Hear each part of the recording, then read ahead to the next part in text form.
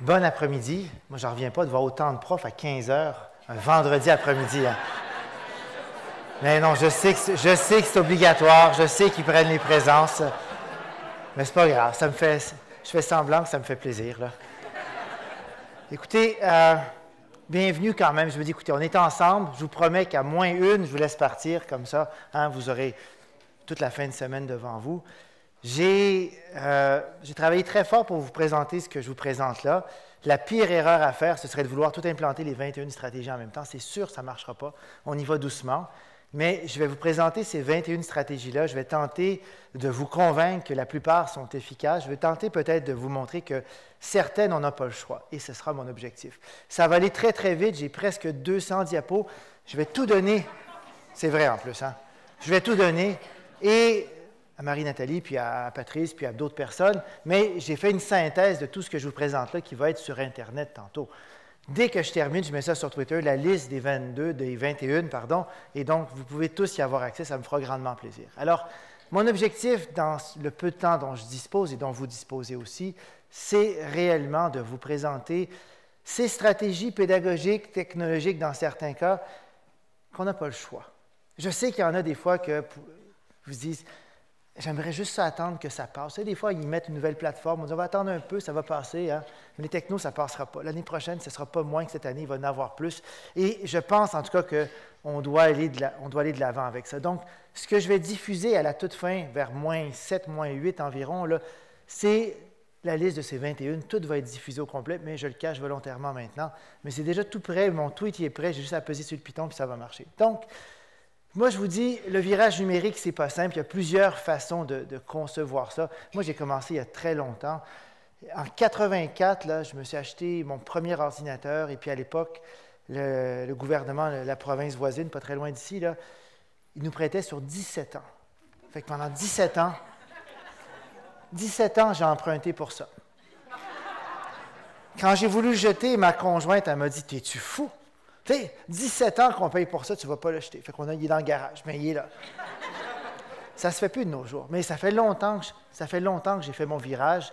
Faire le virage numérique, là, juste pour vous rassurer, il y en a qui pensent, là, tout va bien avec lui. Ben non, c'est pas vrai. Il y a plein de fois que j'essaye quelque chose, ça ne marche pas. C'est juste que j'ai l'air zen de l'extérieur des fois, puis en dedans des fois. Là, mais les erreurs, ça arrive. Puis en même temps, je me dis, c'est correct. Tu sais, des fois, on essaye quelque chose. Là.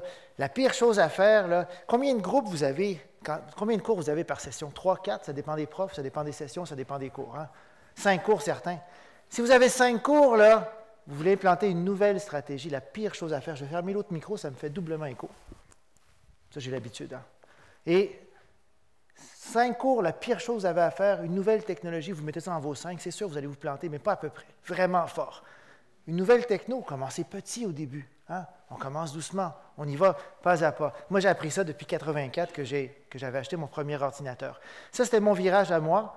Je sais que ce n'est pas aussi simple que ça de faire le virage, d'innover, de changer des choses. Je sais qu'il y a des considérations importantes. Puis là, je me dis, dans la salle ici, là, je sais parce que j'ai vu la feuille des présences, je suis certain qu'il y en a qui n'aiment pas les technologies, puis qui sont là puis ils disent, hein? Ils n'ont pas le choix. Mais c'est correct.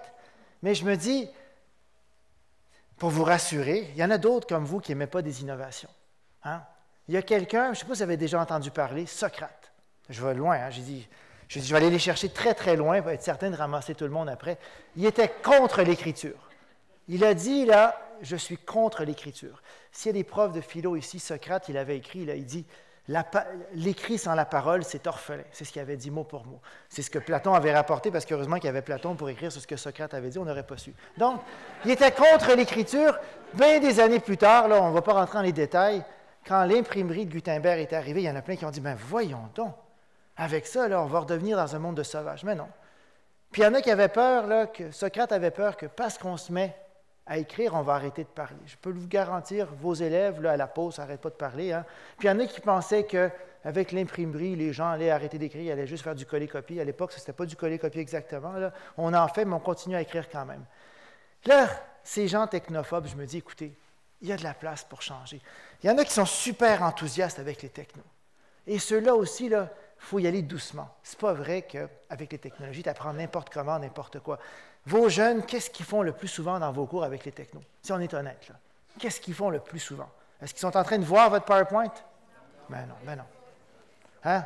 Ils sont en train de faire autre chose. Fait que c'est pas vrai que les technos, c'est tout rose. Hein? Puis pour reprendre un film qui était populaire juste avant Noël, il y a comme un côté obscur un peu avec les technos.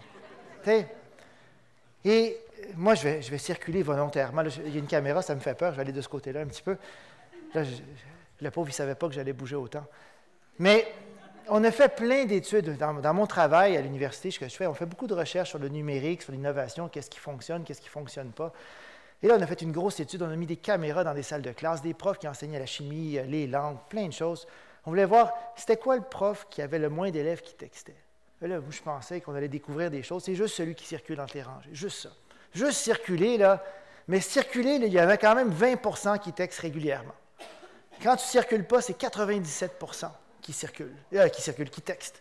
Fait que ça vaut la peine de juste penser à ça. Donc, le côté obscur, là, c'est pas mortel. Mais il y en a un quand même. Il y a un côté distraction. Il y a plein de défis avec les technologies.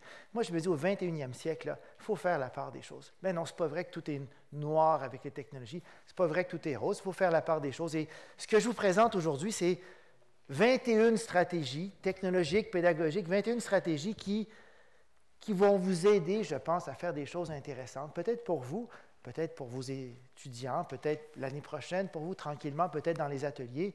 Et il faut vraiment comprendre, ce n'est pas les technos qui vont faire quelque chose de miraculeux, c'est vraiment qu'est-ce que vous allez faire avec ça. Alors, j'ai tenté d'être le plus concret possible, même s'il y en a certaines stratégies qui sont un peu plus abstraites, mais j'ai tenté quand même d'être le plus concret possible. Et moi, je me dis, intégrer les technologies au collégial, innover, là, il y en a qui pensent, et là, j'ai jamais dit ça, mais je ne comprends pas, il y en a qui pensent, là, papier, crayon, on arrête tout ça. Mais non, non, non, on peut continuer, mais en parallèle, on peut faire des choses innovantes. Alors, utiliser les technologies, ce n'est pas mettre de côté tout ce que vous faisiez, c'est trouver un juste équilibre entre tout ça. Trouver un équilibre entre papier, crayon, entre ordinateur, entre des cahiers, entre tout ce que vous faisiez qui était très bien avant, puis peut-être des choses nouvelles. Pourquoi des choses nouvelles? Parce qu'on n'a pas le choix. Puis, il y en a des éducateurs qui sont méchants, ils posent la question à des profs, ils leur disent, pensez-vous là, que si on posait la question à vos élèves, est-ce que vous préférez votre prof ou voir la même matière sur YouTube? Et là, je me dis, est-ce que j'aurais le courage de poser la question à mes étudiants? Moi, j'ai posé la question à mes étudiants, c'était raide, hein? Parce qu'il y a quand même un bon pourcentage qui préférait voir YouTube, pour différentes raisons, parce qu'on peut peser pause. Puis il dit, vous, monsieur, on ne peut pas peser sur pause, ça pose pas fort. Je dis, bon, mais bon. Donc, moi, je vous dirais que l'équilibre, là, même si je dis qu'il faut trouver un juste équilibre, pour moi, là, le juste équilibre, il n'est pas assez du côté de l'innovation du numérique. On n'en fait pas assez encore. Certains parmi vous en font beaucoup, mais je me dis, quand vous dites, je veux trouver un équilibre, mais si votre équilibre il est juste papier-crayon, bien, ça ne marche pas. Il faut quand même s'ouvrir à ça. Et s'ouvrir, ça va impliquer quoi? Bien, ça va impliquer faire des erreurs, ça va impliquer se tromper des fois. Et trouver un juste équilibre, ça ne veut pas dire qu'il ne faut pas oser non plus. On peut... Des affaires, des fois, qui ont l'air flyées. Puis là, je vais vous en montrer une affaire tantôt. Là, ça vient de sortir ce matin. J'étais tout content. J'espérais juste que ça sorte. J'arrive de chez l'éditeur avec ça. Je vais vous montrer les nouveaux livres du futur qui, j'espère, un jour vont envahir vos salles de classe. Donc, je pense que des fois, il faut oser, mais on peut oser de façon réfléchie. Pas n'importe comment. Il faut faire ça de façon réfléchie. Et j'espère que vous êtes d'accord avec ça. Oser, innover, parfois, ça implique de se tromper. Et c'est correct. Mais comme j'ai dit, si on y va doucement au début, si on y va de façon peut-être plus modérée, bien, on va moins se tromper que si on décide. Moi, j'ai des collègues, des fois, ils veulent implanter quelque chose. Je vais mettre ça pour les 2000 stagiaires. Parce qu'à l'Université de Montréal, d'où est-ce que je viens, on a 2000 stagiaires en éducation. Je dis, aïe, aïe, aïe, 2000 stagiaires. Il me semble, tu sais, pourquoi c'est avec un petit groupe de 30, on va y aller mollo, puis on va regarder. Ah, peut-être c'est une bonne idée. Pas juste peut-être, moi, je pense. Hein, je pense que c'est vraiment une bonne idée. Et accepter les défis, les problèmes qu'on va rencontrer. Et en technologie, il y en aura toujours. Il faut apprendre à vivre avec ça. Et je parlais à ma conjointe hier, elle dit là, ils ont une plateforme, parce qu'elle enseigne aussi au collégial, puis là, elle dit là, ils ont réduit l'espace. Qu'est-ce que je fais? On va trouver un plan B. Il faut être zen des fois. Donc, avec les technos, là, s'énerver, là, ça ne sert à rien. Puis des fois, je vois des étudiants, maudit, c'est pas l'ordinateur des fois. C'est ce qu'on a fait avant ou c'est ce qu'on fait avec. Donc, et moi, je vous suggère la première recommandation que je n'ai même pas mise dans les 21, il faut commencer doucement. Puis, commencer par des choses simples. Si vous êtes très motivé, si vous êtes un super avec 2 P de l'innovation, bien, on peut commencer avec des choses plus avancées. Mais au début, on peut commencer avec des petites choses, puis des stratégies toutes simples. Éventuellement, on pourra faire quelque chose de différent. Et variez les choses que vous faites. N'ayez pas peur d'essayer des choses nouvelles. Faites-vous confiance, puis faites confiance à la capacité de vos étudiants. Vos étudiants, là, même si je ris d'eux des fois avec les textos, tout ça, ils sont quand même, ils arrivent à se responsabiliser quand on leur parle de ça. Nous, quand je vous ai dit qu'on a fait des études dans des salles de classe, les étudiants apprennent à se responsabiliser. Mais il y en a plein qui disent, il n'y a aucun prof qui m'a dit de ne pas texter. Je dis, comment ça, il te laisse texter? Je ne sais pas, ils ne disent rien. Bon, mais quand les profs insistent, tranquillement, les comportements divergents, de 20 on tombe à 15, des fois à 10, des fois à 8. Je me dis, il y a quand même de l'espoir. Donc, se faire confiance, puis faites confiance aussi aux capacités de vos apprenants. Cela dit, sans plus tarder, après cette longue introduction, je vous présente les 21 compétences technologiques et pédagogiques qui, selon moi, sont nécessaires pour être prof au 21e siècle. Ces compétences-là, ce n'est pas juste tiré d'un chapeau, c'est lié à des recherches sur le numérique, c'est lié à plusieurs choses. Des expériences que j'ai faites, des recherches que d'autres ont faites. Comme je l'ai dit, je sais qu'il y en a qui sont très modèles, ils prennent tout en note. Vous aurez peut-être le temps, mais ça m'étonnerait. Mais à la fin, sur Twitter, je diffuse les 21. Il n'y a jamais personne sur la Terre qui a vu ces 21, à part moi-même tout à l'heure. Première chose, et ça, je dis ça pour pas qu'on oublie, parce que j'ai trop de collègues qui, des fois, ils se font... Les technologies, c'est comme des sirènes, des fois. On oublie qu'est-ce qu'on voulait faire. À un moment donné, on est comme tout perdu, et on oublie que l'apprentissage, c'est central. Vous êtes tous profs. Le premier objectif, c'est quoi? C'est que, pas tout prof, parce que je sais qu'il y a d'autres personnels que le prof, mais disons qu'il y a beaucoup de profs dans la salle ici. Mais moi, je pense que l'apprentissage, ça doit être au cœur. Et donc, l'apprentissage, l'étudiant, l'apprenant, il ne faut pas oublier ça. Peu importe ce qu'on fait, il faut se dire, est-ce que éventuellement, même si ce n'est pas directement demain matin, est-ce que ça va servir? Et moi, je pense qu'il ne faut jamais perdre ça de vue. Pour moi, c'est la chose la plus importante. Être prof, là, il ne faut pas oublier que l'apprentissage, c'est ce qu'on veut. Et est-ce que les usages de numérique, ça peut faire apprendre mieux? Est-ce que ça peut faire apprendre plus? Est-ce que ça peut faire apprendre différemment, parfois? Est-ce que ça peut faire apprendre de façon personnalisée? La réponse à toutes ces questions, c'est oui. Est-ce que ça peut faire apprendre plus? Je vais vous raconter une anecdote d'une recherche qui a été faite et qu'on a reproduite. On a pris des étudiants qui étaient en sciences très humaines, des gens qui étaient en théologie, en littérature et en philosophie à l'université. Et on leur a enseigné des concepts médicaux par le meilleur prof de la faculté de médecine qui avait gagné plusieurs prix. Le prof, il avait le droit à la craie et au tableau. Il y avait 20 mots à apprendre, comme artériosclérose, des mots compliqués pour des étudiants qu'on pensait en sciences humaines. Le même prof, on lui a donné le droit de prendre PowerPoint, pas de vidéo. Et donc premier contexte d'enseignement, le meilleur prof de la faculté de médecine avec sa craie, son tableau. Puis il dit, je l'ai fait pendant 15 ans, la craie et le tableau, je vais être capable encore. Vas-y. PowerPoint, il avait le droit. Deuxième contexte. Troisième contexte, plus de prof, une vidéo, animation 3D, avec une voix derrière la vidéo, évidemment. On a fait un test au début. Tout le monde, ils avaient 0 sur 20. On a fait un test une semaine plus tard, il n'y avait aucune différence. Tout le monde avait plus ou moins le même score. Ça veut dire quoi? Après une semaine, il n'y avait pas vraiment de différence dans la rétention, dans la mémorisation de ces concepts-là. On a refait le test 4 mois plus tard. Ceux qui ont eu la meilleure note, c'est qui? Ceux qui avaient la vidéo. Deuxième meilleure note, PowerPoint. Troisième meilleure note, le tableau. Parce que le tableau, tout le monde avait une idée, mais là, il s'est dit, ouais, il me semble que c'était ça. Ils ont tout mélangé. Il y avait des idées très vagues et ça, c'est tout. Et c'est sûr que c'est un peu triché des fois parce que la vidéo, là, le mot artériosclérose, ceux qui sont dans le domaine médical, c'est quoi? C'est quand les parois d'une artère s'épaississent parce qu'on a mangé trop d'affaires qu'on mange dans le temps des fêtes, trop de sucré. Et je caricature à peine. Et donc, tu rentrais comme avec un mini vaisseau spatial avec le gâteau dans la dent. Là, tu voyais la paroi, tu étais comme assis, tu regardais la paroi de l'artère qui s'épaississait et finalement, c'est une super animation. Mais la morale de l'histoire, ce n'est pas qu'il faut éliminer les profs, c'est que, imaginez-vous ce bon prof-là qui était le meilleur prof, si on lui permettait d'avoir aussi des vidéos de temps en temps dans sa classe. Hein? Fait que donc, les technologies, là, il y a plein de recherches qui ont montré que ça permettait d'apprendre plus, d'apprendre autrement et d'apprendre de façon personnalisée. Et juste parce que je sais que vous êtes prof, puis il y en a qui sont sceptiques encore parmi vous, il y a une recherche, si vous voyez les X en haut, pourquoi il y a des X? Parce que ce n'est pas publié encore, ça va être publié dans les prochaines semaines. C'est la revue la plus prestigieuse en éducation, ça s'appelle Review of Educational Research, et c'est une recherche qui montre que il n'y a pas de doute. Avec les technologies, nos étudiants, ils apprennent plus. Donc, première recommandation, l'apprentissage doit être au cœur de tout ce que vous voulez faire sur le plan technologique, innovation. Deuxième chose, j'ai parlé de vos étudiants la première. Il faut se centrer sur les étudiants. Il faut que les étudiants, ce soit au cœur de l'apprentissage de nos étudiants, nos apprenants. Deuxième chose, là, ça vous regarde vous. On ne peut plus être prof au 21e siècle sans avoir ce qu'on appelle la mentalité de croissance. C'est un concept qui vient de l'anglais, la growth mindset, ceux qui ont déjà entendu ça. Et moi, je trouve ça très bien. L'idée, là, ce qu'il faut comprendre, c'est que le développement professionnel, les formations auxquelles vous êtes obligés d'assister cet après-midi, c'est important pour vous. Puis moi, je me dis, dans un certain sens, vous êtes même chanceux d'avoir un programme parce qu'il y en a qui n'ont pas ça. Et en 2017, au 21e siècle, c'est important de comprendre que si vous étiez super bon en 99, ce n'est pas vrai que vous pouvez être encore bon aujourd'hui si vous n'avez rien changé. Et donc, l'idée de mentalité de croissance comme prof, on ne peut pas penser que, oui, vous maîtrisez votre matière. Est-ce que votre matière a évolué un peu? Est-ce qu'il y a des nouvelles compétences liées à votre matière, à la matière que vous enseignez? Moi, je pense que oui.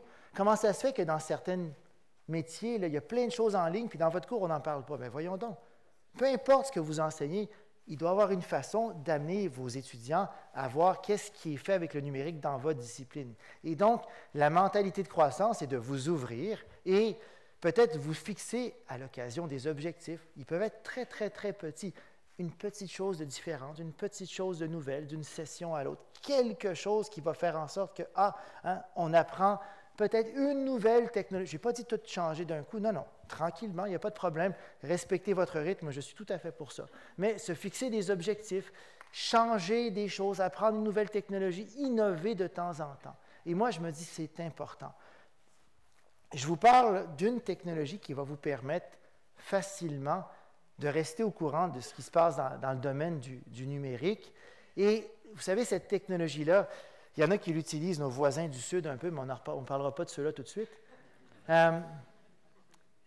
Puis moi, je me dis, c'est important de connaître cette technologie. Puis je me dis, en 2017, là, c'est l'outil de développement professionnel, l'outil qui permet aux enseignants d'être le plus au courant de leur sujet en 2017. Et c'est tellement pratique.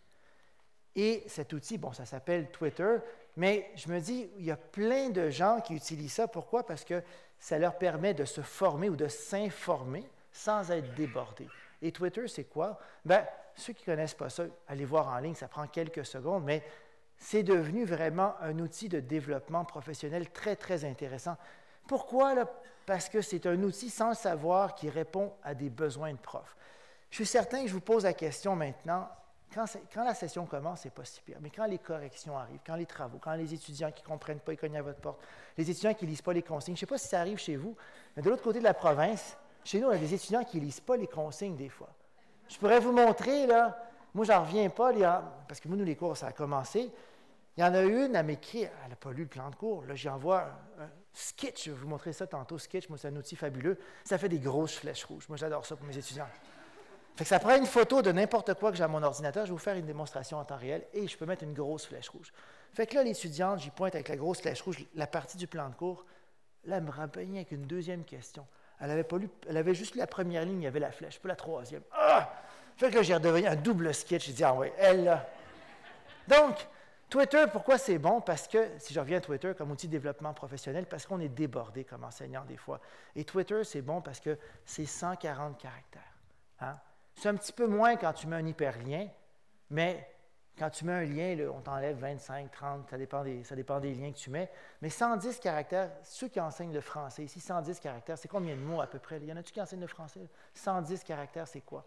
10 mots, 12 mots, 15 mots? C'est pas long à lire. Là. En 2 gorgées de café, ça se lit. Je pourrais même faire un test devant vous. Donc, comment ça fonctionne? Bien, allez voir en ligne sur twitter.com, ça prend 60 secondes pour vous abonner. Trouvez des gens qui parlent soit de votre domaine, soit, bien là, aujourd'hui, je vous parle de numérique, et abonnez-vous à ceux-là. Si Twitter vous intéresse, abonnez-vous à notre voisin du Sud aussi, puis il dit plein de choses étranges. Et si ça vous tente de savoir ce que Justin Bieber, qui vient de la région ici, il met sur ses toasts le matin, abonnez-vous, il raconte toute sa vie là-dessus, en temps réel presque.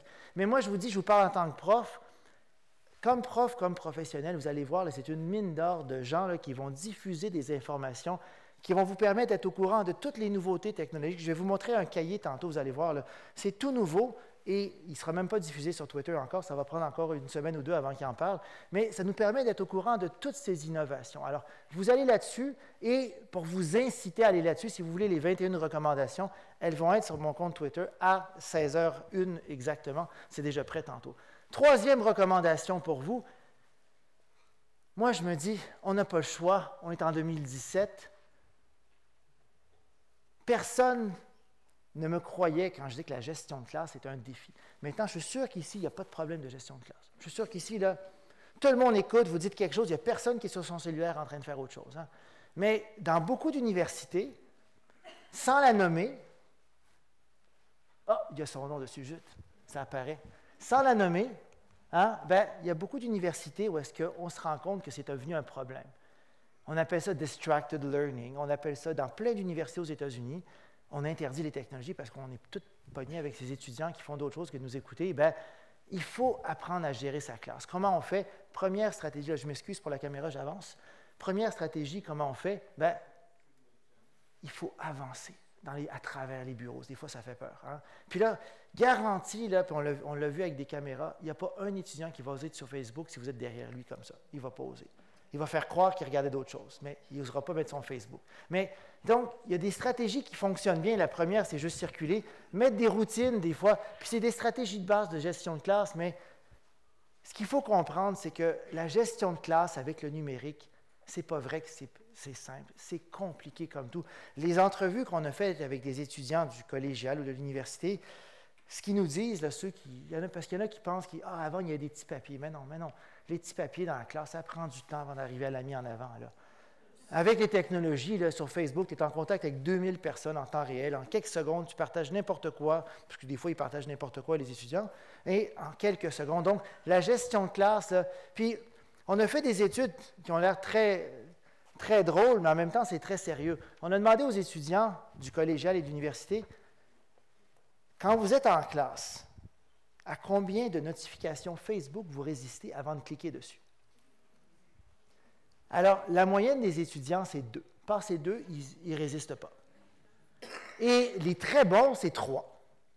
Puis il y en a d'autres qui ne résistent jamais. Dès qu'il y en a une, poum, ils regardent tout de suite. Imaginez-vous, vous êtes en compétition avec Facebook, avec Instagram, avec YouTube, etc. Et on leur demande, mais pourquoi, c'est quoi l'urgence d'aller voir Facebook pendant ton cours de maths, de ci, Ils ne savent pas trop, mais ils vont voir ça. Donc, la gestion de classe, c'est quand même une compétence importante.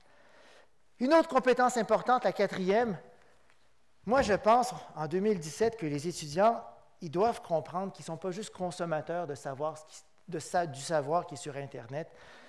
Il y a très longtemps, quand j'étais prof à l'UQO, à l'époque ça s'appelait l'UQACH, dans le temps que la ville apportait un autre nom, c'était tellement compliqué de mettre des choses en ligne qu'on ne pouvait pas être producteur de savoir, tout le monde. Mais de nos jours, c'est tellement simple. Là.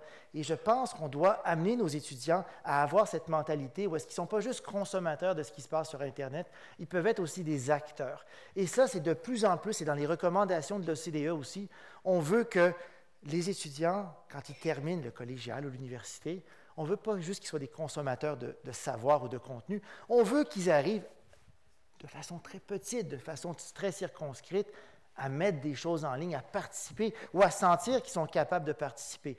Comment on fait ça? La pédagogie par projet. On l'amène à faire un projet. Et là, au lieu d'avoir un projet juste pour ton prof ou ta prof, ton projet, quand il est en ligne, des fois, tu dis « Wow, il y a des gens d'ailleurs, de d'autres pays qui ont été voir ça. » C'est ça les réseaux sociaux. Il y a des désavantages et des défis, mais on peut se servir des avantages. Donc, amener les apprenants à utiliser les technologies. Ce que les étudiants ils aiment le plus faire à l'université, à part être sur les réseaux sociaux puis les jeux, mais dans vos cours, je parle, parce qu'ils aiment, c'est créer avec les technologies. S'ils ont la possibilité de faire un projet où est-ce qu'ils peuvent utiliser les technologies, ils disent, là, c'est tellement beau, on avait une présentation à faire, fait que là, ils ont mis du temps, ils sont investis, ils ont mis des vidéos, ils ont fait des choses. Donc, amenez-les à créer avec les technologies, et créer, c'est vraiment quelque chose qu'ils aiment, et ça les amène à devenir producteurs de contenu. Ce qu'il faut faire, et là je sais que ce n'est pas le problème de vos étudiants en vous, c'est ceux des autres collèges et universités, la motivation. Il paraît que c'est un problème ailleurs qu'ici. Hein, je ne sais pas si c'est vrai ici, mais en tout cas, d'un coup, ça arriverait ici, le problème de motivation. Puis, les technologies, c'est quand même magique parce que ça va motiver le monde, mais je vais juste passer quelques secondes là-dessus pour que vous compreniez en quoi les technologies, ça vient chercher la motivation des apprenants, puis comment c'est peut-être possible de transposer ça en salle de classe. Donc, vos étudiants, c'est sûr qu'ils aiment les technos, puis c'est sûr qu'ils sont motivés par les technos.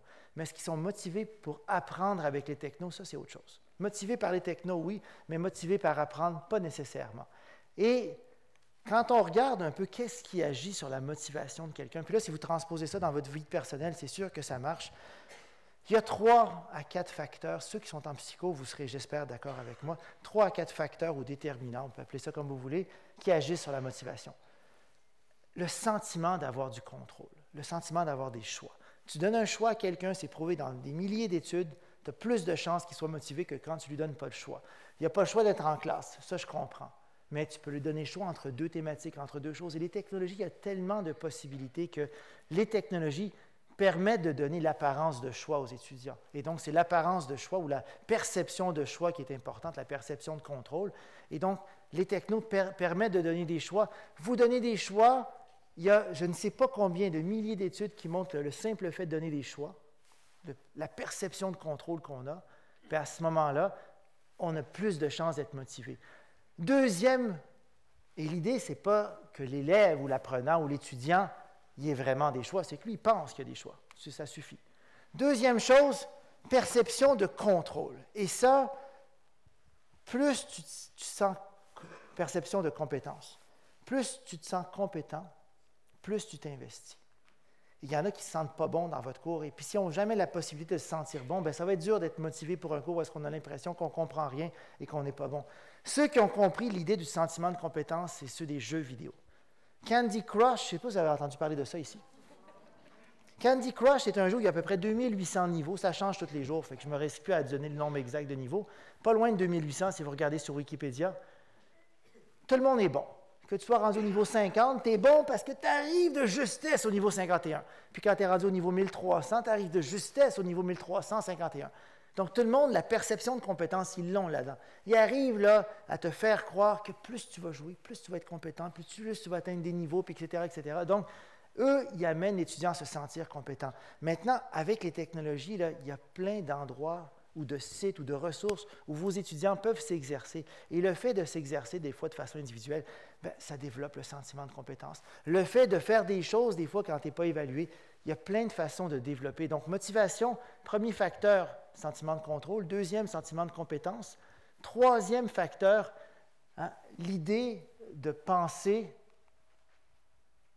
qu'on fait partie d'une classe spéciale. Nous, dans la classe, on fait quelque chose de spécial. Donc, cette motivation de groupe, et on appelle ça sentiment d'affiliation, de faire quelque chose de spécial avec sa classe, de faire partie d'un groupe, de faire des choses différentes des autres, ça crée la motivation aussi. Et dernière caractéristique, il faut présenter les activités pédagogiques comme attrayantes. Dites-leur pas, on va faire aujourd'hui un exercice, je sais qu'il est plate, je sais qu'il est dur, mais c'est obligatoire. Non, non, non. Il faut trouver des excuses pour rendre ça attrayant. Et des fois, les technos, ça permet d'aller chercher une courte vidéo sur YouTube qui est liée à ce que vous faites. Et juste vous montrer la vidéo, il y a plein d'études. Il y en a une, il est en Floride, il est chanceux d'être en Floride, mais il a quand même fait des études sur la vidéo. Tu montres une vidéo de 60 secondes à tes étudiants, même si ça n'a pas rapport avec la matière, ils vont être plus motivés pour la matière. Juste. Puis là, dans ces études, c'est drôle, parce qu'à un moment donné, il cite un enseignant qui lui dit « Mais pourquoi on a montré cette vidéo qui n'a pas rapport, dans le fond? » Lui, tu sais, mais l'étude est intéressante. Tu montres une courte vidéo de 60 secondes, ça augmente la motivation de tes élèves. Donc, la perception d'attrait de l'activité pédagogique, c'est important. Puis, il faut la présenter de la façon la plus attrayante possible. Donc, motivation scolaire, parce que même si vous n'avez pas ce problème-là avec vos étudiants, ça pourrait arriver. C'est contagieux des fois, la non-motivation. Sentiment de contrôle, compétence, l'affiliation, faire des choses en groupe et l'attrait. 4 facteurs qui vous aident à augmenter la motivation. Et les technologies peuvent vraiment aider à ça parce qu'avec les technos, on donne des choix, on se sent en contrôle, on peut se sentir plus compétent. On fait des choses avec des réseaux sociaux, en équipe, en groupe, etc. Et tout. Une chose que vous faites souvent, peut-être pas vous, mais d'autres de vos collègues, des présentations multimédia. Vous utilisez PowerPoint, Keynote, certains sont un peu flyés, ils prennent Prezi. Est-ce qu'il y en a qui prennent Prezi ici dans la salle? Prezi. De temps en temps ou régulièrement? Moi, j'avais mon directeur de département qui prenait prési, ça me prenait presque un gravol avant les réunions, des fois. Là, ça se promenait, puis là... Non, mais j'ai rien contre prési, moi, j'aime beaucoup. Mais ce n'est pas tous les contenus qui se prêtent à prési, parce qu'à un moment donné, là, tu as l'impression d'être en piste de course, puis là, c'est une réunion départementale. Mais je me dis, il faut maîtriser ça. Et les études sur ça, bon, il n'y a pas de normes universelles, je vous dirais, sur les présentations multimédia efficaces, mais il y a quelques balises quand même qu'il faut savoir. Ce que les étudiants ils aiment le plus, c'est la structure et l'organisation. Quand c'est ça, ils veulent une structure, ils veulent une organisation. Et donc, première chose, il y a des étudiants qui se disent, est-ce que mes profs savent qu'une diapo supplémentaire, c'est gratuit? Fait qu'au lieu de tout mettre le texte dans une diapo, des fois, tu pourrais juste penser. Vous faites un test, arrivez 15 minutes avant les étudiants, mettez votre diapo, asseyez-vous dans le fond de la classe. Si vous ne voyez rien, il y a des chances que vos étudiants n'ont pas des meilleurs yeux nécessairement que vous. Et donc, je sais que c'est un fléau, puis moi, je le vis depuis très longtemps parce que j'utilise PowerPoint dans mon enseignement. Écoutez, depuis 90, j'en ai fait des milliers de présentations PowerPoint ou Keynote ou peu importe, mais c'est PowerPoint depuis 90 que j'utilise. Je le donne à l'avance, ils ne viennent pas au cours. Je ne le donne pas, ils ne sont pas contents. Alors, qu'est-ce que je fais? Bien, avec l'expérience, et je peux vous dire, j'en ai beaucoup parce qu'en 90, j'avais fait acheter mon premier Canon à l'université. À l'époque, ça coûtait 100 000. Ça coûte bien moins cher maintenant. C'était gigantesque. Mais depuis 1990, je fais des présentations PowerPoint. J'en ai faites. Et donc, moi, je vous dis, la meilleure chose qu'il faut comprendre, c'est que PowerPoint, c'est de l'information. S'il semble que venir en classe, ça ne leur apporte pas plus que ça, bien, c'est dur de les contraindre, à moins de faire circuler une feuille de présence. Ce qu'il faut que vous arriviez à comprendre, c'est que votre enseignement, ça permet de transformer cette information en connaissance. Et quand on comprend ça, donc, votre enseignement doit apporter un plus. Si vous vous limitez uniquement à lire vos diapos, bien là, d'abord, votre cours risque d'être moins intéressant, puis en plus, vos étudiants risquent d'être moins tentés d'être présents. Et même s'ils sont présents physiquement, je peux vous garantir que psychologiquement, certains, ils vont être ailleurs dans leurs pensées, dans leurs textos, dans leurs réseaux sociaux. Parce que c'est quand même tout un défi d'être enseignant à l'ère d'Instagram, de Facebook et de YouTube, etc.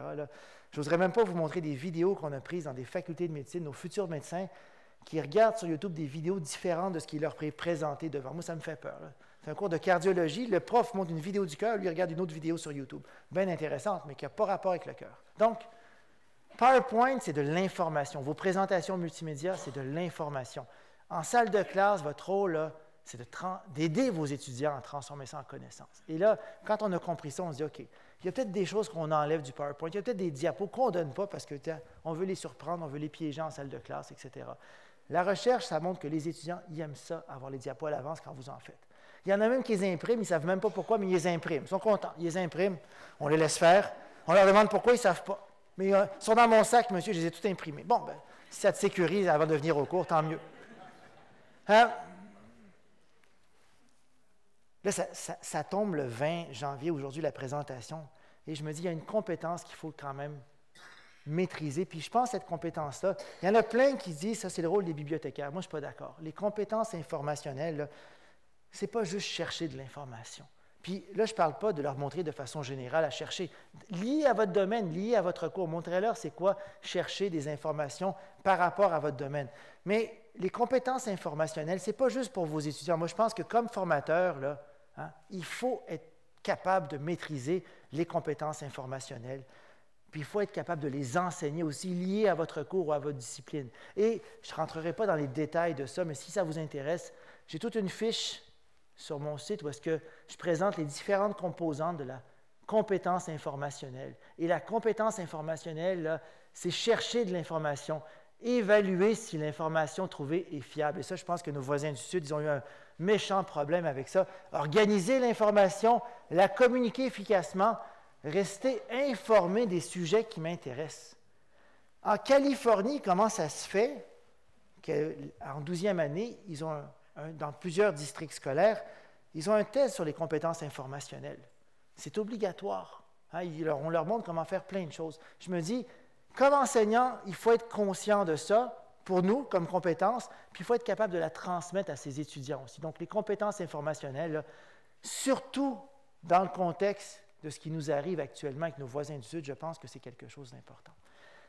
Puis les compétences informationnelles, c'est lié à quoi? C'est lié à ma 8e stratégie, recommandation, qui est de développer l'esprit critique des apprenants. Peu importe ce que vous enseignez, ils vont voir des choses qui vont dire parfois le contraire, parfois qui vont apporter des variantes, parfois complètement là, à côté de ce que vous avez dit. Bien, développer l'esprit critique, c'est important. Ce n'est pas tout le monde qui va être d'accord avec cette idée-là, mais moi, je pense que peu importe votre domaine, développer l'esprit... Oups, je ne sais pas ce que ça fait là, ça ici.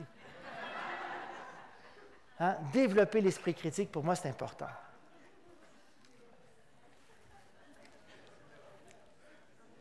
Ce qui est important aussi, on est au 21e siècle. La prochaine compétence, puis je ne sais pas si vous avez vu, pour plusieurs compétences, j'ai comme 2 penchants. Compétences informationnelles, j'ai dit pour vous, comme prof, il faut maîtriser ça, mais il faut aussi savoir l'enseigner. Comme prof, il faut apprendre à collaborer, on n'a plus le choix. Puis pas juste collaborer avec vos collègues, des fois on peut collaborer avec d'autres parce que les réseaux sociaux, les technologies, ça vous permet d'ouvrir les limites de la collaboration. Il y a plein de sites où je n'ai jamais compris pourquoi, il y a plein de n'importe quoi que je veux réparer chez moi. Je vais sur YouTube, il y a quelqu'un qui m'explique comment faire. Et je me dis, sont-ils gentils, ces profs? Ce pas des profs, hein? C'est tous des gens. Et l'autre fois, j'avais un petit problème électrique, je dis, bon, je me risque. Là, je vais sur YouTube, là, il y avait un monsieur génial. Là, il dit, je ne parle pas trop fort, ma femme est couchée. Il dit ça dans la vidéo. Moi, j'étais là. Mais en même temps, comme la mienne aussi était couchée pendant que je faisais ça, je me dis, c'est parfait, il ne parle pas trop fort. Mais écoutez, la collaboration comme prof, vous ne pouvez pas vous imaginer toutes les ressources qui sont partagées partout sur la Terre. Puis, c'est correct de collaborer en allant piger à gauche et à droite, mais peut-être que vous aussi, il y a des choses intéressantes que vous pourriez mettre en ligne. Donc, collaborez, vous, comme compétence, comme enseignant, mais, et les technologies, je pense qu'elles vous permettent grandement de faire ça, mais je pense que vous pouvez aussi amener vos apprenants à collaborer. Ça, vous devriez faire ça dans vos cours, les amener à collaborer entre eux, puis à regarder, à rendre leurs travaux publics, etc. Un des derniers rapports de l'OCDE, il disait, il faut amener les étudiants à rendre leurs travaux global, il disait dans le rapport en anglais. Faire usage de la vidéo. La vidéo, là, YouTube, c'est le 3e site le plus visité sur Terre. Google, numéro 1, Facebook, numéro 2, YouTube, 3e. L'usage de la vidéo, là, pour moi, c'est fabuleux. Les étudiants, c'est ce qu'ils aiment le plus. Et il y a beaucoup d'études qui sont faites sur les vidéos maintenant pour voir quel type de vidéos les étudiants ils aiment, les vidéos courtes. Il y a beaucoup d'études parce qu'il y a plein de vidéos dans les cours en ligne. Et là, une des dernières études à Harvard auprès d'un peu plus de 35 000 apprenants, c'est le pic, c'est à peu près à 4 minutes, c'est là où il y a le plus d'apprentissage. Passé 7 minutes, ça tombe. Les étudiants, leur niveau d'attention, puis on parle d'universitaires. Donc, des courtes vidéos. Puis comment contraindre la participation? Qu'est-ce qu'on fait? Bien, on ne les laisse pas regarder la vidéo comme ça. On leur demande de faire une tâche. Et il y a des sites gratuits qui ont fait ça de façon fabuleuse. Il y en a un qui vient de fermer, je suis tellement triste, mais il y a des sites là, qui sont merveilleux, qui vous permettent de prendre une vidéo sur YouTube, et ça s'appelle Play Pause It, puis il y en a plusieurs autres. Bien, dans cette vidéo-là, tu peux rajouter des questions à la fin. Fait que tu prends juste la vidéo sur YouTube, tu copies le lien, tu rajoutes 2-3 questions, tes étudiants répondent, mais ce n'est pas juste qu'ils répondent comme ça. C'est que toi, comme prof, tu reçois tout de suite, OK, ils l'ont vu, ils ont tout compris. OK, lui, il n'a rien vu pantoute, ou il n'a rien compris. Puis, tu reçois, là, un tableau. C'est sûr que la première fois que tu fais ça, je vais être honnête avec vous, là, ça prend 15 minutes. Parce qu'il faut que tout le monde s'inscrive en ligne. Ça prend du temps. Mais ce n'est pas grave, c'est un 15 minutes. Imagine, la prochaine fois, tu leur demandes de regarder le soir une vidéo de 2 minutes. Là, le matin, tu arrives en classe, OK, un petit quiz. Qui l'a vu, qui ne l'a pas vu? Ah, il y a un quiz, monsieur? Ah, oui, il y a un quiz. Là, ils regardent la vidéo. Là, tu sais tout de suite s'ils ont été attentifs ou pas. Et c'est très visuel. Là. Puis, vous pouvez vous en servir comme vous voulez. Ça peut ne pas compter, ça devrait ne pas compter, mais si vous voulez que ça compte, ça peut compter, mais ça vous donne une ressource de plus, un outil supplémentaire. On est prof au 21e siècle, et moi, je me dis, il faut savoir mettre du contenu en ligne. Là, il y en a qui, pour mettre du contenu en ligne, il faut que ça appelle le service technique. C'est correct de faire ça des fois. Ça leur donne du travail. Mais je me dis, de façon autonome, vous devriez être capable. Et il y a des sites où c'est tellement simple, là. Puis il faut partager ce que vous faites ou partager peut-être ce que vos étudiants ont fait. Il y a des sites pour faire des sites web que c'est n'importe qui fait ça. Puis je ne ferai pas une démonstration en temps réel parce qu'on va manquer de temps. Mais en 60 secondes, je crée n'importe quel site très simple et c'est mis en ligne et c'est accessible au monde entier. Je me dis, des choses comme Jimdo, c'est gratuit. Hein? Créez votre site web, c'est très simple, tu as plein de modèles, et c'est comme PowerPoint, ça prend quelques secondes, il est en ligne, vous n'avez même pas compris comment, vous vous dites, ah, c'est vraiment en ligne, oui, c'est vraiment en ligne. Jimdo, il est en français, Weebly, hyper populaire, il n'est pas en français, mais hyper populaire, et ils ont une particularité, c'est gratuit. Et ça prend quelques secondes, c'est tout aussi simple que PowerPoint. Puis j'ai dit mettre du contenu en ligne, mais on est à une ère où des gens vont partager des gros fichiers des fois. Puis qu'est-ce qu'on fait quand quelqu'un, il y a un gros fichier, comment je te l'envoie? Là, j'ai des collègues qui disent, OK, je vais me rendre chez vous, là, ça prend son auto. Je dis, voyons, j'ai trouvé une autre stratégie que ça. Et là, j'ai trouvé une stratégie. C'est un enfant de 6e année qui m'a fait découvrir ça. Moi, je n'avais d'autres, là, mais la sienne est vraiment bonne. C'est un site qui s'appelle ge.tt. Hein, Get, on peut comprendre un peu ce que ça veut dire. Bien, ge.tt, tu n'as pas d'inscription, tu n'as rien. Tu prends ton fichier, tu mets le courriel de la personne à qui tu l'envoies, tu fais envoyer. Puis la personne reçoit un lien, puis elle télécharge le fichier. Ça s'arrête là. Hein? Donc, il faut développer cette... Ça, c'est très simple, Get, mais on peut aller plus loin en se créant des sites. On est en 2017, je me dis ça peut être important. 12e recommandation, les technologies pour évaluer. Il y a plein de sites qui permettent d'évaluer, et là, les apprenants, ils adorent ça. Les technos pour évaluer vos apprenants. Tout à l'heure, avec la vidéo, je vous ai montré un exemple d'évaluation, mais il y a plein d'outils qui sont faits vraiment pour ça. Socrative, Kahoot. Kahoot est utilisé dans de plus en plus de collèges et d'universités aussi. Il y a comme une participation. Tu peux faire un concours d'équipe, il y a un temps limite, il y a une fusée qui explose en avant, là, pas dans la classe vraiment. Plein de choses comme ça, c'est super cool. Il y en a qui prennent SurveyMonkey. Il y a plein d'outils pour ça, mais je vous montre une capture d'écran de Socrative. Moi, je donne des textes à lire à mes étudiants. Ils ne lisent pas. Et là, j'essaie de les convaincre de les lire. On arrive en classe, ils ne lisent pas. Je me dis, maudit. Hein? Mais comment je sais qu'ils ne lisent pas? Je le sais juste des fois 3-4 semaines plus tard. Et là, ce que j'ai découvert quelqu'un qui faisait ça, j'ai copié ce qu'il a fait. Il arrive en classe un petit quiz qui ne compte pas vraiment, mais on fait le quiz pareil. Et là, le petit quiz, ça, c'est une capture d'écran de Socrative. La même chose que tantôt. Tout ce qui est en rose, c'est ceux qui ont eu mal. Fait qu'elle, là, tout de suite, là, je sais qu'elle n'a rien lu. Puisqu'il y avait 6 questions, c'était simple. Si tu avais lu, tu aurais eu moins, là, au moins, là, presque tout vert. Là, les 2 premières questions, c'est moi, je les ai posées trop difficiles, mais elle a eu tout mal à la fin. Fait qu'en quelques secondes, tu sais ceux qui ont lu et pas lu. Le but, là, c'est pas de les piéger. Le but, comme prof, j'ai de l'information, et là, vous en faites ce que vous voulez après. Mais il y a plein d'outils comme ça. Poll Everywhere, Socrative, Kahoot, tu peux répondre avec ton ordinateur, ta tablette, ton téléphone, Samsung, Galaxy, ceux qui explosent pas. Tu as toutes les options. Ça, c'est Poll Everywhere, une capture d'écran. Et la même chose, c'est super facile. Tu envoies un texto, tu as ta réponse, merci, bonjour. Et donc, tu peux communiquer, tu peux évaluer tes élèves avec de diverses façons. La première fois, c'est compliqué. Pour préparer ta question avec Kahoot ou Socrative, tu es nerveux, tu te demandes comment ça va marcher. Il y en a 2 qui n'ont pas répondu, mais après 2-3 fois, vous vous rendez compte que c'est simple. Les étudiants vont prendre ça facilement. Mais ce n'est pas juste d'évaluer avec les technologies, c'est peut-être d'innover dans les façons d'évaluer. Moi, j'ai vu un prof de maths là, qui demandait, en vérité, on avait fait une enquête auprès d'étudiants, puis là, tous les étudiants, ils me parlaient d'un examen oral en mathématiques, le prof, il capotait. Là, je suis allé voir, j'ai dit, qu'est-ce qu'il fait de si étrange? Et lui, il a pris une application, mais il y en a plein comme ça, qui s'appelle Show Me. Il leur demandait de résoudre un problème en maths. Puis lui, le prof m'expliquait, il dit, en maths, ce n'est pas la réponse qui est importante. Ce qui est important, c'est le processus, la résolution de problème. Puis il y en a qui l'écrivent, puis ils ne peuvent jamais me l'expliquer. Il dit, moi, je voudrais qu'il me l'explique pour que je comprenne. Fait que là, il leur a demandé, tu as 60 secondes pour résoudre le problème, mais tu dois me l'expliquer. Et ça, le petit piton rouge t'enregistre ta voix. Fait que le prof recevait des vidéos. Mais les élèves, pour faire ça, ils sont pratiqués 14, 15, 20 fois certains avant d'arriver à avoir 60 secondes une explication claire. En faisant ça, qu'est-ce qu'ils ont fait? Ils ont appris. Hein? Parce qu'il m'a dit, le prof, je n'ai jamais aucun étudiant qui m'a fait 14 fois le même devoir. Jamais. Il dit, avec ça, là, ils l'ont tout fait parce que personne ne rentrait dans 60 secondes. Il dit, c'était volontaire, mon temps limite. Et donc là, il dit, j'ai eu dans la classe 95% des étudiants qui comprenaient. Puis à l'examen écrit qu'il y a eu par la suite, tout le monde avait compris. Juste pourquoi? Parce qu'il a innové dans la façon d'évaluer. Et ça, je pense que c'est important. Vous êtes prof, peu importe ce que vous enseignez, en 2017, je me dis, ça vous prend des liens importants. Ça, la webographie, c'est une liste de liens liés à votre domaine. C'est devenu obligatoire dans de plus en plus de facultés de médecine, parce que le futur médecin qu'on forme, il arrive un jour qu'il est dans son cabinet, puis il n'avait jamais été préparé pour ça.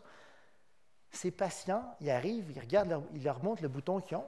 Ils ont pris la photo, ils sont allés sur Internet, ils ont dit, voici ce que j'ai, voici comment me guérir, les médecins. Donc, avant, les médecins disaient, allez pas sur Internet, on ne peut plus dire ça aux patients. Il faut créer une webographie. Je me dis, vous êtes prof, ça vous prend, c'est quoi les principaux liens qu'il faut ne pas manquer dans votre domaine? Il y en a certains, mais renseignez-vous, créez-en une. Vous faites une fois, puis c'est marqué volontairement, webographie itérative, là, ça vient du latin, ça veut dire que c'est en boucle. C'est jamais fini une webographie. C'est pas, OK, j'ai fait ça, puis dans 5 ans, je reverrai. Non, non, non. Malheureusement, la webographie, là, il faut la refaire régulièrement. Et impliquez vos étudiants là-dedans. Invitez-les. S'il y en a qui voient d'autres bons sites, vous me faites part de ça. Pourquoi? Parce que comme ça, quand vous arriverez, la prochaine session avec votre plan de cours, bien, vous rajouterez les suggestions de vos étudiants. Stratégie numéro 14. Il y a tellement de matières où est-ce que tu peux t'exercer de façon individuelle, où tu développes le sentiment de compétence en parallèle. Est-ce qu'il y a des sites, est-ce qu'il y a des applications, est-ce qu'il y a une façon que l'usage des technologies peut permettre à vos apprenants de s'exercer, de s'améliorer de façon individuelle? Bien, moi, je suis convaincu qu'en cherchant un peu, vous pourriez trouver. Demandez à vos conseillers pédagogiques ou sinon ici, mais je suis convaincu que c'est une avenue intéressante à explorer.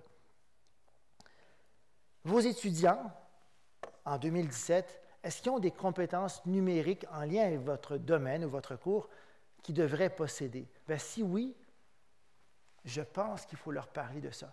Hein? Vous voulez être, peu importe ce que vous voulez être plus tard, mais est-ce qu'il y a des compétences ou certains outils qu'on devrait maîtriser ou certains... Et donc, ça s'appelle, dans beaucoup des référentiels de compétences, la littératie numérique, mais la littératie numérique qui est liée à un domaine particulier. Je vous ai parlé de Sketch tantôt. En 2017, il y a beaucoup de collègues là, qui ne savent pas commenter différents types de projets. On va recevoir de plus en plus des vidéos. Ce que je vous ai montré tantôt, ça s'appelle Playposit, puis ça va être sur ma liste. Ça te permet de commenter des vidéos. Ça, on est avancé. Hein. On va y aller plus mollo avec vous aujourd'hui. Mais comment est-ce qu'on peut commenter, par exemple, là, certains types de fichiers? Bien, Sketch, ce n'est pas compliqué pour deux sous. Hein. Qu'est-ce que ça fait, Sketch? Et je vais vous le montrer en temps réel. Là, j'ai pris une capture d'écran de votre site web. Là. Sketch, ce que ça fait en temps réel, là, peu importe ce que je mets à l'écran, et là, je vais volontairement, là, je prends mon PowerPoint et je le mets ici, bien, j'appuie sur mes boutons magiques de Sketch, et là, vous voyez la petite flèche ici, là? Ça me fait une capture d'écran. Je choisis quoi? Je fais capturer, hein, et après ça, j'ai ma capture d'écran. Oups, c'est pas la bonne. Et là, je peux faire une grosse flèche rouge dessus. Je peux faire des flèches, je peux faire des cercles, je peux faire plein de choses avec ça. Mais Sketch, là, et qu'est-ce que je fais avec ça après? Bien, je peux l'envoyer comme une image. Donc, on peut annoter, il y a même un clavier dessus, on peut annoter n'importe quelle image. Et je me dis, en 2017, il faut savoir utiliser, puis il y a Sketch, mais il y a divers outils, mais il faut savoir utiliser des outils comme ça. Désolé, j'ai fait marche arrière. Donc, commenter différents types de fichiers, parce que de plus en plus, vous allez recevoir différents types de fichiers. Je vous raconte une anecdote, parce qu'il y en a qui me disent, là, évaluer les travaux en ligne, ça me prend 2 fois plus de temps. Ce que les étudiants ils aiment le plus, c'est les commentaires oraux sur les travaux papier. Ils vous envoient un travail numérique, il y a plusieurs outils qui vous permettent d'annexer un fichier audio dessus. Vous, ça prend bien moins de temps, il ne faut pas leur dire aux étudiants. Puis eux, en plus que ça vous prend moins de temps, eux, ils adorent plus ça. Alors je me dis, c'est gagnant-gagnant comme situation. Peut-être que ça ne vous touche pas, mais il y a des étudiants qui vont googler leur prof. Hein? Et il faut faire attention à son image numérique. OK? Il faut faire attention. Et des fois, on ne réalise pas. Hein? Puis des fois, là, tu es obligé de dire à tes enfants, OK, quand papa est en pyjama le matin, là, on ne prend pas de photos qu'on met sur Instagram. Pourquoi? Parce que mon étudiant futur qui va me googler, il va me voir le matin avec mon pyjama qui date de 15 ans parce que je l'aime, il est confortable. Tu sais, mais, donc, l'image numérique, il faut y faire attention. Il faut tirer profit des technologies mobiles. Vous ne pouvez pas vous imaginer comme c'est important. Ils ont tous ça d'abord, les étudiants. Ils ont toutes des technologies mobiles et ça participe à la réussite scolaire. Il y a plein d'études qui ont montré que d'utiliser, parce que le courriel, je ne sais pas comment c'est chez vous, ils ont de la misère. Les étudiants, de plus en plus d'études montrent que les étudiants en 2017, le courriel, ouf, c'est pas évident. Ils préfèrent de loin les messages textes. Et envoyer des messages textes à l'occasion, ça leur permet de penser à votre cours. Il y a une application que j'adore qui s'appelle Remind. C'est gratuit, c'est en anglais, c'est en français. Et le New York Times en a parlé. 9% de plus de réussite après 1 an d'étudiants qui utilisaient, ou l'enseignant utilisait Remind. Remind, c'est quoi? Tu envoies des messages textes, ils ne connaissent pas ton numéro de téléphone cellulaire, tu ne connais pas l'heure, c'est une interface. Là, l'interface, est-tu long pour s'inscrire? Mais non, regardez, 15 secondes pour s'inscrire, pas long, là. Puis toi, ton interface, il ne faut pas le dire aux étudiants, mais regardez comment ça marche, là. Une fois que tu as ta liste de classe, ça prend, il faut que tout le monde rentre 15 secondes en ligne, ça prend qu'un petit peu de temps. Tu envoies ton message, tu décides à quel groupe, tu décides quand est-ce que le message est envoyé. Et là, chaque étudiant reçoit le message personnalisé. Bonjour Nathalie, je te rappelle que demain, il y a un examen, et là, tu mets le lien. C'est pas toi qui écris bonjour Nathalie, tu as écrit bonjour, tu mets le tag nom de l'étudiant. Le système va personnaliser les textos pour vous. Il va dire, et le système va l'envoyer à l'heure que vous décidez. Les étudiants qu'on interroge sont convaincus que hey, ma prof, elle capote, le mercredi soir, elle m'a texté à 19h pour me dire. Et il y a plein d'autres stratégies. Si ça vous intéresse, là, allez sur mon site, là, plein d'autres stratégies pour les textos. Mais l'idée d'apprentissage mobile, ça vous permet aussi de faire des choses à distance avec vos étudiants. Et ça, c'est important. Le mobile learning, c'est bon. Je vous montre un exemple. Ça, c'est le cahier du futur. C'est ce que je voulais vous montrer maintenant. C'est un nouveau cahier. Ça vient de sortir ce matin tout frais. C'est l'exemple que j'ai, c'est en mathématiques, mais ça va vous arriver bientôt. Quand je vous parlais des technologies mobiles, là, le triangle et ses symboles, c'est les cours de rattrapage quand tu arrives au collégial. Là, c'est marqué, tu as une question, tu textes là-bas. Tu n'as pas besoin de t'inscrire à rien, tu textes direct. Et moi, je vais vous montrer en temps réel qu'est-ce qui arrive quand tu textes là-bas. Bien, en espérant, est-ce que ça fonctionne toujours? Et oui, ça fonctionne toujours.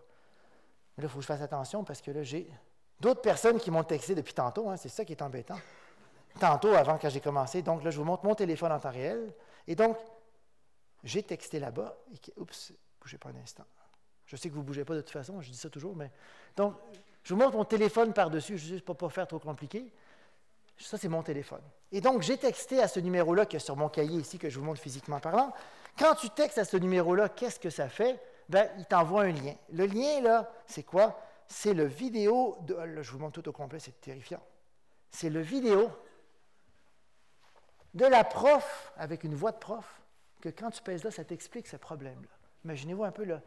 C'est comme une espèce de réalité virtuelle augmentée, et chacun des problèmes de ce cahier a une vidéo associée. Et quand tu as besoin d'aide, tu t'envoies le texto, tu reçois la vidéo tout de suite qui apparaît, toc, toc, et tu cliques dessus, et tu t'envoies. Moi, je trouve ça, honnêtement, hein, et je voulais juste vous montrer à quel point les technologies mobiles, ça peut, dans certains contextes et selon certains usages, ça peut être fantastique.